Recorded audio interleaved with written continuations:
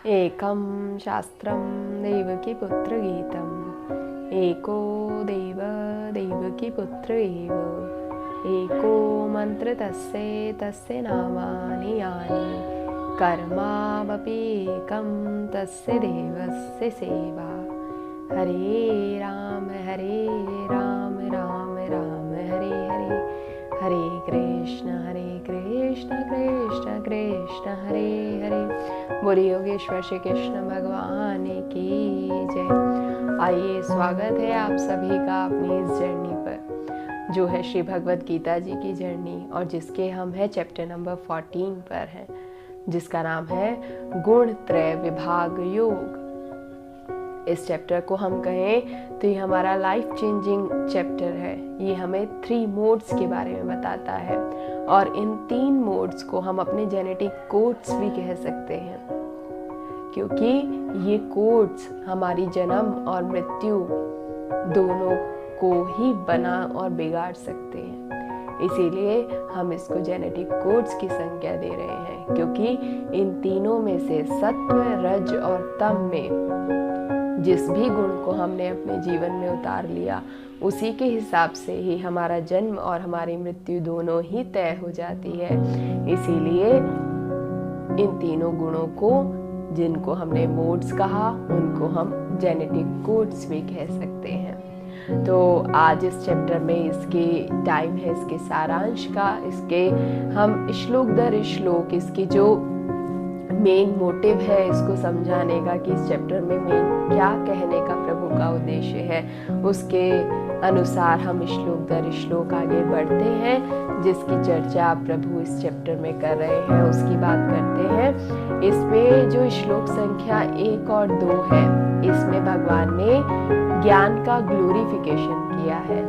इसमें ज्ञान की महत्ता बता रहे हैं, और ज्ञान का ग्लोरिफिकेशन क्यों आवश्यक है, क्योंकि अगर हमें किसी चीज़ की महत्ता का पता होगा, उसके महत्व का पता होगा, तभी हम उस चीज़ को करते हैं, उस चीज़ को करने की कोशिश करते हैं। अगर हमें प्रभु इसके पहले दूसरे श्लोक में इसके महत्व का ही वर्णन करते हैं। इसमें प्रभु पहले श्लोक में कहते हैं कि ज्ञानों में भी अति उत्तम उस परम ज्ञान को मैं फिर से कहूँगा, जिसको जानकर सब मुनिजन इस संसार से मुक्त होकर परम सिद्धि को प्राप्त हो गए हैं। इसीलिए प्रभु आगे बोलते हैं, इदम ज्ञानोपाश्रितः, इस ज्ञान को आश्रय करके अर्थात धारण करके मेरे स्वरूप को प्राप्त हुए पुरुष सृष्टि के आदि में पुनः उत्पन्न नहीं होते और प्रलय काल में भी व्याकुल नहीं होते हैं।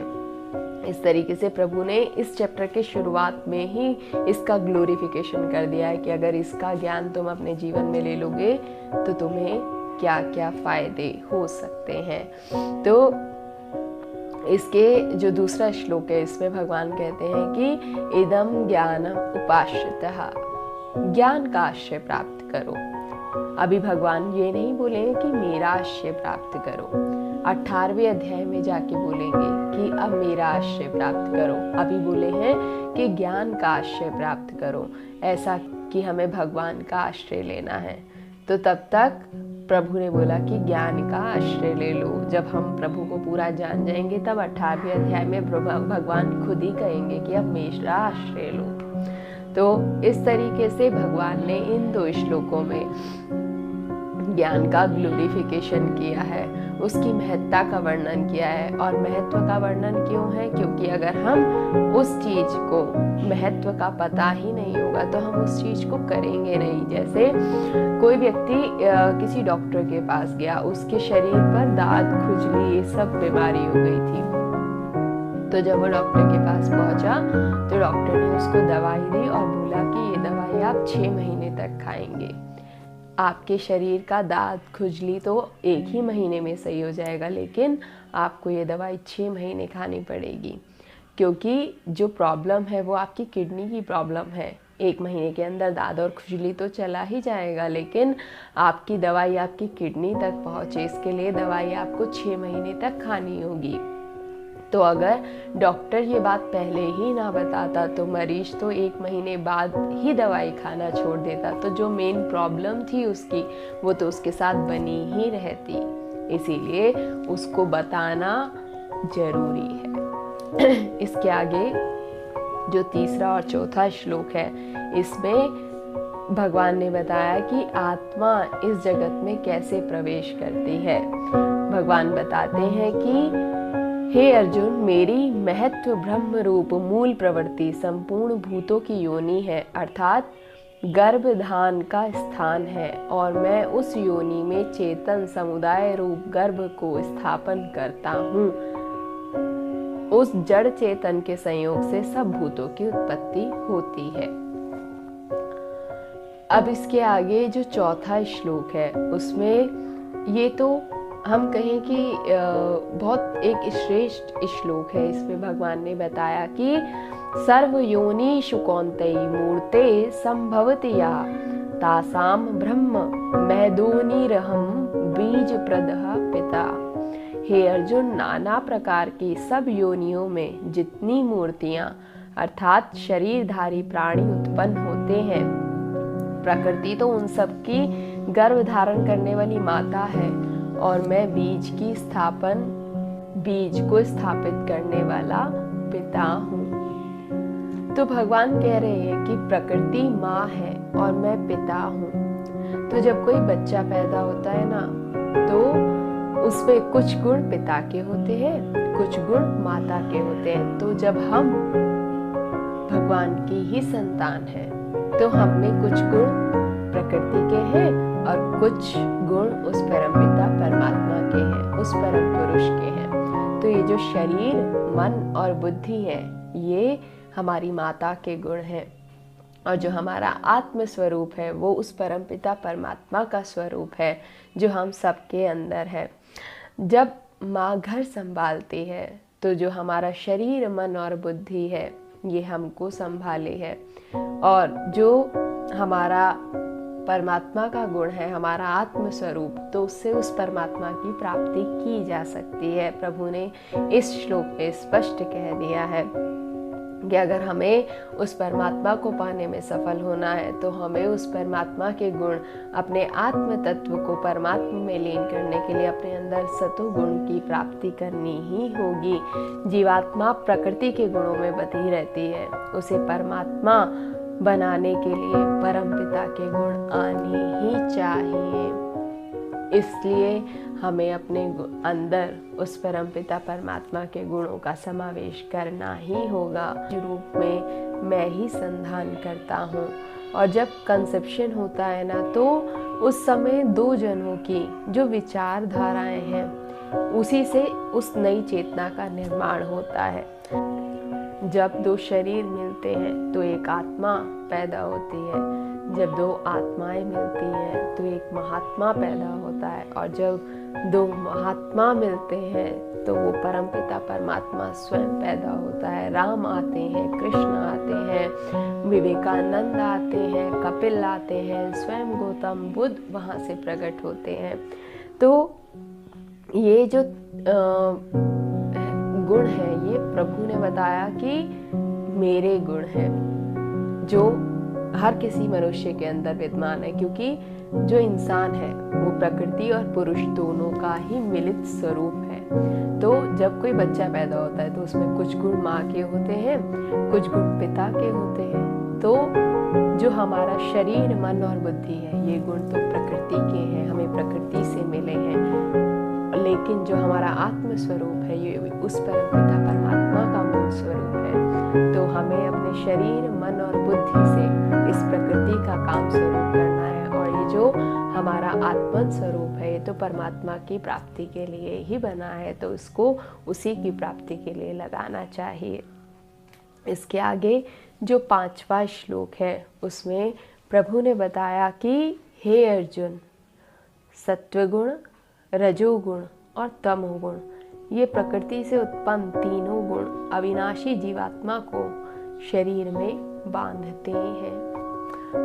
प्रभु ने बताया कि ये जो तीनों गुण हैं, ये जीवात्मा को बांधते हैं। जीवात्मा बंधी हुई है, जैसे किसी रस्सी से कोई बंधा हुआ है, उसी तरीके से जैसे ये तीनों गुण हैं, ये जीवात्मा को बांधे हुए हैं।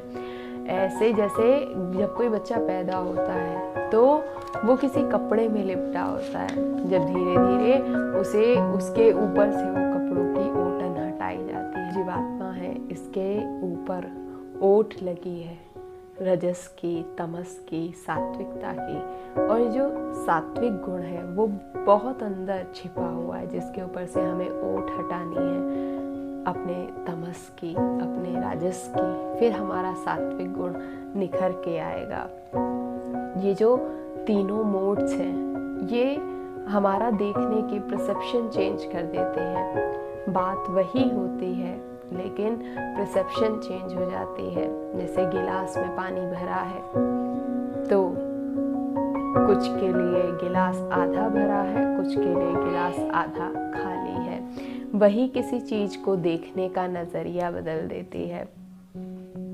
जैसे इन तीनों को हम किस तरीके से डिस्क्राइब कर सकते हैं, जैसे किसी से कम्युनिकेशन करने के 3 तरीके हो सकते हैं। एक तो मोबाइल फोन है, दूसरा लैंडलाइन है और तीसरा मैसेंजर है।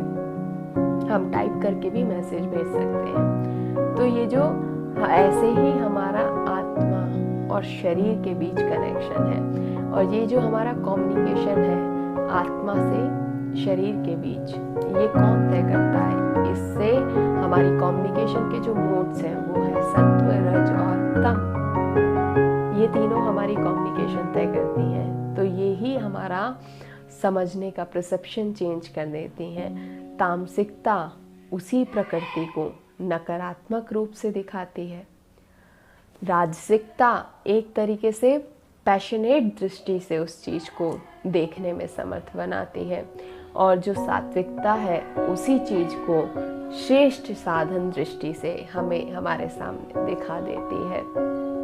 इसीलिए कहा गया है कि some people makes things happen, some people watch things happen, and some people wonder what happened. ये तीनों के बीच का अंतर है। ऐसे ही some people speaks to express, some people speaks to explore, some people just speak and later on give excuses. कुछ व्यक्ति बोलते हैं समझाने के लिए, कुछ व्यक्ति बोलते हैं अपने विचार को फैलाने के लिए, और कुछ व्यक्ति वो बस बोल देते हैं और उसके बाद केवल अपनी बात के लिए एक्सक्यूज ही देते रहते हैं। पर हम कहें तो कथा ना एक्सप्लोर करती है, ना एक्सप्रेस करती है, और ना ही ये जस्ट एक्सक्यूज देती है, और ना ही कथा इम्प्रेस करने के लिए कही जाती है। कथा तो इन तीनों चारों से ऊपर की चीज है, वो तो सेल्फ डिसिप्लिन की चीज है। तो इस तरीके से इन तीनों गुणों के बारे में थोड़ी सी आज चर्चा की। अब इसके आगे इसकी विस्तृत आगे हम चर्चा श्लोक दर श्लोक इसके आगे सेशन में करेंगे। तब तक के लिए श्री राधे।